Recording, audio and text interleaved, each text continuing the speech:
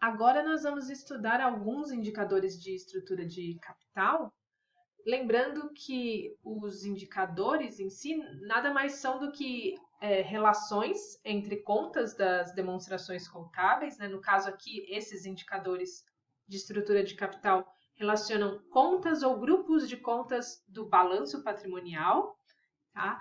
E especificamente os indicadores de estrutura de capital, eles nos dão uma noção de como está estruturada a empresa com relação à origem do capital, né? Então, se é capital próprio ou capital de terceiros, né? Se é capital que teve como origem os sócios, né? Os donos da empresa, ou não, se foram pessoas de fora da empresa, né? Se foram terceiros que investiram esse recurso na empresa, se esse recurso veio de financiamentos, de empréstimos, né?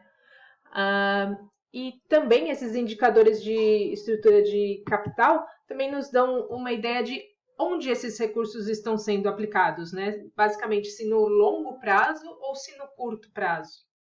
Então, a gente vai ver cada um deles, né? E nesse vídeo aqui, a gente vai abordar o indicador de endividamento, né? A participação de capital de terceiros.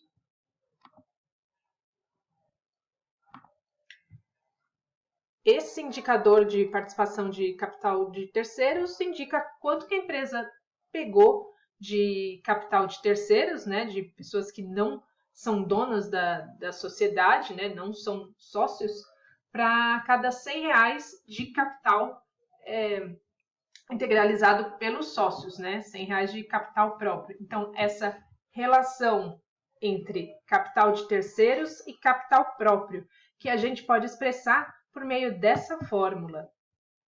Então, basicamente, pegar o valor de capital de terceiros e dividir pelo valor de patrimônio líquido.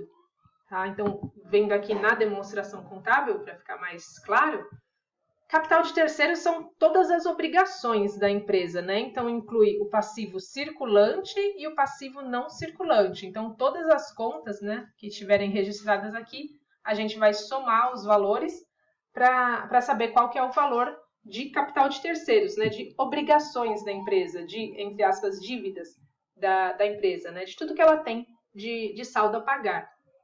Nesse exemplo aqui, então, seria contas a pagar de 3.700, salários a pagar de 2.300 e os empréstimos de longo prazo, no valor de R$ 6.000. Se a gente somar todos esses valores, a gente chega em R$ 12.000 de capital de terceiros. O segundo valor que a gente precisava aqui para a nossa fórmula seria o patrimônio líquido, né? Então, aqui, nesse caso, está bem simplificado, só tem uma conta, né, no grupo de patrimônio líquido, mas se tivesse mais, a gente somaria todas as contas daqui e para saber o total. Nesse exemplo, o patrimônio líquido soma R$ 18.000. Né? Então, basicamente, o que a gente vai fazer é dividir esse valor aqui de capital de terceiros pelo valor de patrimônio líquido. E o resultado dessa divisão a gente multiplica por 100 apenas para ter o valor em percentual, né? Que é como é feita a indicação. Então, nesse caso aqui, primeiro substituindo, né? Então, capital de terceiros, a gente tinha lá na demonstração contábil, somando todas as contas desse grupo, R$ 12.000. E aqui, R$ 18.000. Então, fazendo essa substituição, R$ 12.000 de capital de terceiros e R$ 18.000 de patrimônio líquido.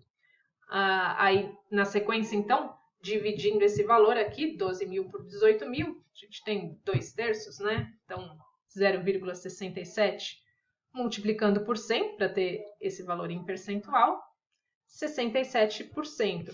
Então, esse é o valor de endividamento dessa empresa aqui. Né? Esse é o percentual de capital de terceiros, né? A participação de capital de terceiros. Para esse indicador aqui, a gente tem, em geral, que quanto menor, melhor.